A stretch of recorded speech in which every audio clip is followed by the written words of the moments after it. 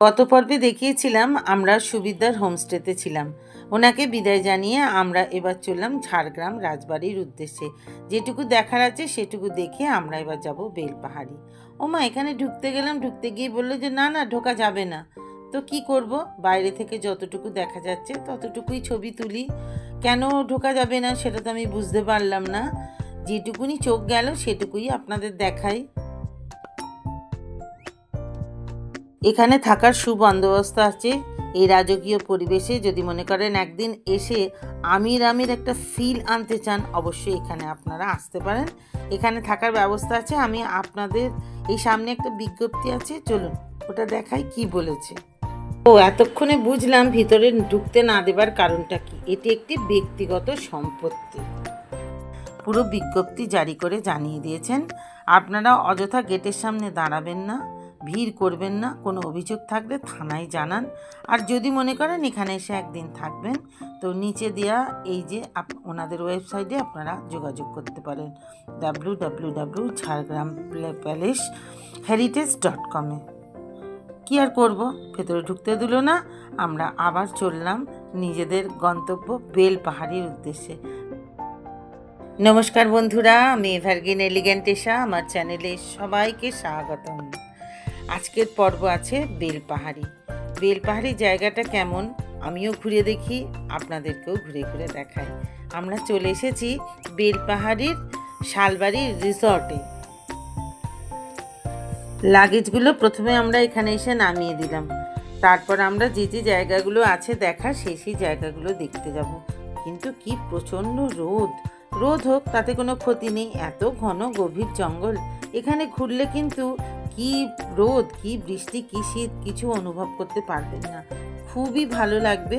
আর এই রিসর্টটা মেনলি একদম জঙ্গলের মধ্যে, সেই কারণে মাথায় হয়তো রোদেতে তাপ লাগছে, কিন্তু আনন্দও হচ্ছে খুব। কেননা এত গভীর জঙ্গলে অনেক দিন বাদে ঘুরতে বেরিয়েছি। তো আমরা এখন চলে এসেছি খান্ডারানী লেকেতে। 360 ডিগ্রিতে ঘোরালে জায়গাটা ঠিক এমনই দেখায়।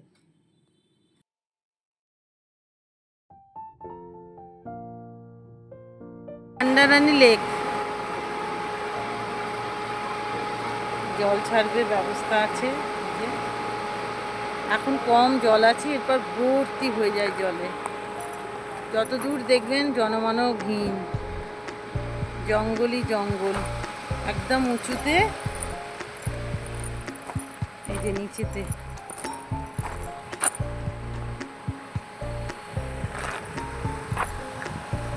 এত নিস্তব্ধ চারিদিক, গাড়ির আওয়াজটা কেমন প্রকট হয়ে উঠেছে না এখানে।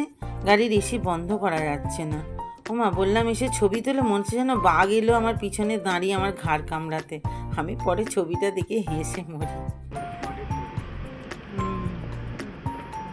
এই সমস্ত জায়গায় পথের সৌন্দর্যটা এত বেশি, সেজন্য আপনি ঠিক কি দেখবেন, ঠিক কোথায় যাবেন, সেটা কিন্তু উদ্দেশ্যহীনভাবেই যেতে হবে। আমরাও সেরকম উদ্দেশ্যহীনভাবেই এগিয়ে চলেছি। সমস্ত দিক দেখে তারপরে আমরা রিসর্টে পৌঁছাবো। কোলাহলমুক্ত পরিবেশে একদিন দুদিন কাটাতে চেয়েছিলাম, এটা হচ্ছে তার দ্বিতীয় দিন। একদম নির্জনতা, নিস্তব্ধতা আর পুরো মুঠো মুঠো অক্সিজেন যদি পেতে চান এখানে আসতে হবে। ঢাঙ্গিচুয়া হইতে বীরবাঁধন, এই নামগুলো এত ভালো লাগলো না। আমরা এখন সেই বীরবাঁধনের উদ্দেশ্যে যাচ্ছি। এখানে কি আছে বলতে পারবো না, শুনলাম নাকি এখানে একটা ঝর্ণা আছে। একটু পাহাড় ফিল হচ্ছে, জায়গাটা একটু ঠান্ডা ঠান্ডা। হ্যাঁ,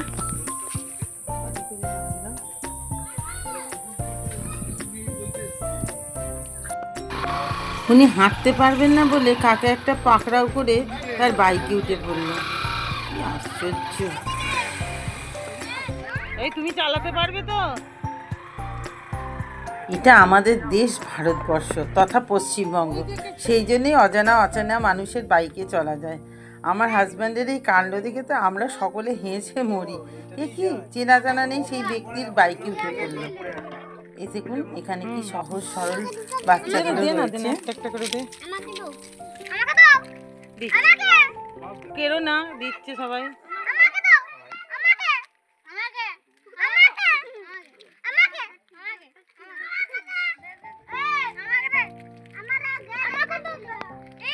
দিলে তো ওকে একটা দে, বড়টাকে একটা দাও। বড়টাকে একটা দিলি না? এই ওকে একটা দিলি না তোরা? আয় ওই দাদাকে একটা দাও, দাদাকে একটা দাও, দাদাকে একটা দাও, দাদাকে একটা, দাদাকে দাও।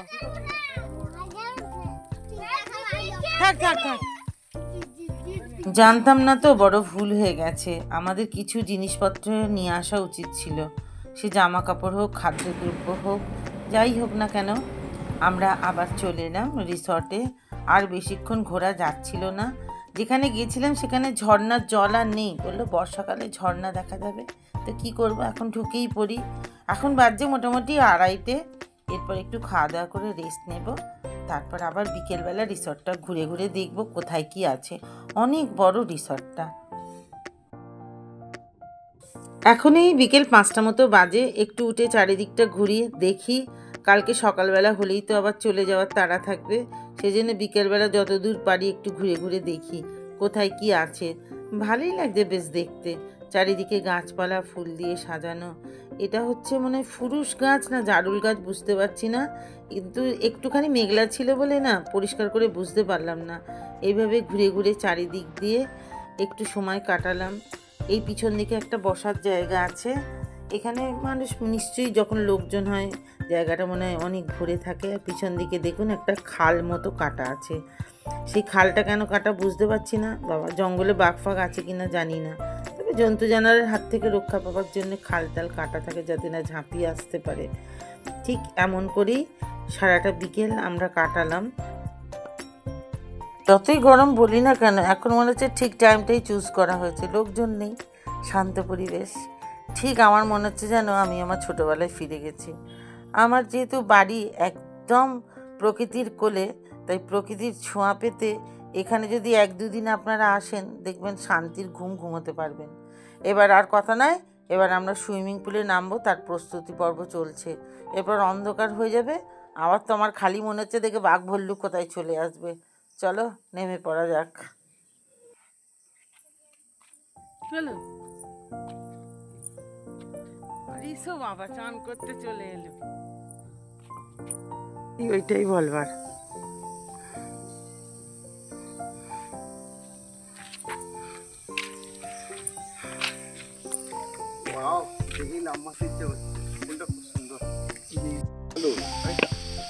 কি করছি ওরা?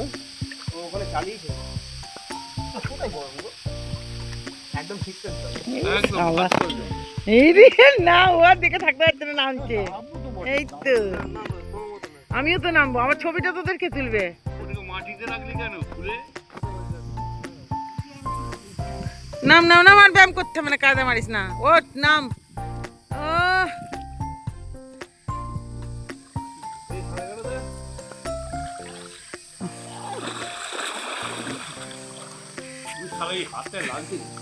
ওই জন্যই তো সাঁতার কাটতে বলছে।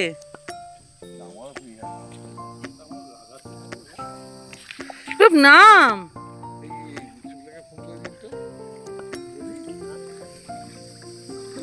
হ্যাঁ দিচ্ছি, দেখছি, আমি ছবিটা তুলি আগে। এবার আমি যে নামবো, আমাকে আমার ছবি কে তুলবে? হ্যাঁ হ্যাঁ, আমি তুলে দিচ্ছি, দাঁড়া দাঁড়া।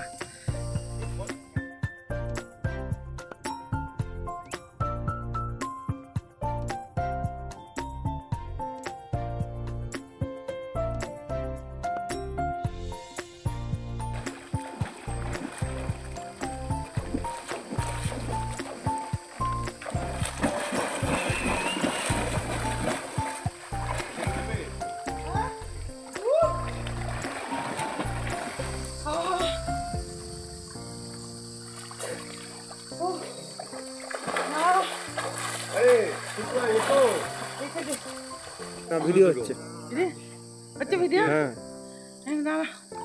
কি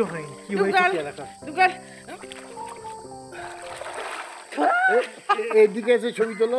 আমার ভয় পায় কাকু, এইদিকে এসে কাকুর কাছে ছবি তোল। ও টুকাল টুকাল, 1 2 3।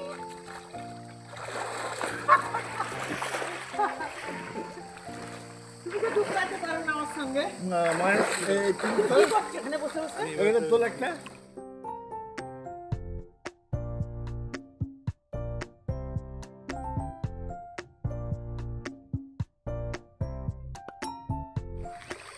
কম্পিউটার কই এই তো হয় মুখ উড়ে গেল।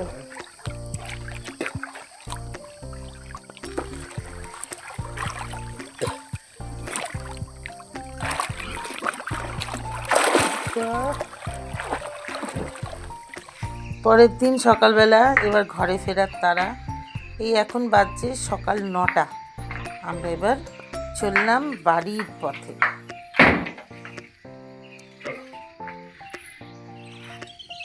বাপ জেসা হাবি, হাজব্যান্ড কম বাবা বেশি। ছেলেপিলেদেরও বকাঝকা করে, আমাকেও বকাঝকা করে। ছেলেপিলেদেরও ভালোবাসে, আমাকেও ভালোবাসে। আমার সকল আবদার মেটাতেই তো আজকে এখানে আসা। সবাইকে এবার টাটা জানিয়ে বিদায় নিচ্ছি। Tata swimming pool, tata Salbari resort. তোমরা সবাই খুব ভালো থাকো। তোমাদের সর্বাঙ্গীন কুশল কামনা করি। ভরে উঠুক শীত, গ্রীষ্ম, বর্ষা, 6টা ঋতুতে ভরে থাক তোমাদের শালবাড়ি রিসর্ট। তবে এখানে অনেক রিসর্ট আছে জানেন, খুব ভালো। বেলপাহাড়ি এখন শান্ত, নিরিবিলি, প্রকৃতির কোলে। আপনারা 2-3 দিন এসে আরামসে থাকতে পারেন। আর এই রিসর্টে যেহেতু আমি ছিলাম, সেহেতু এই রিসর্টেরই ছবি আমি আপনাদের সামনে তুলে ধরতে পারলাম।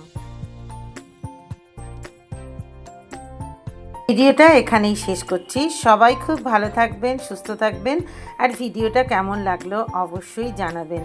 আমি এভারগ্রিন এলিগেন্টের সাথে প্রতিদিন ঠিক রাত্রি 8:30টায় এরকম নিত্য নতুন ভিডিও নিয়ে আসবো।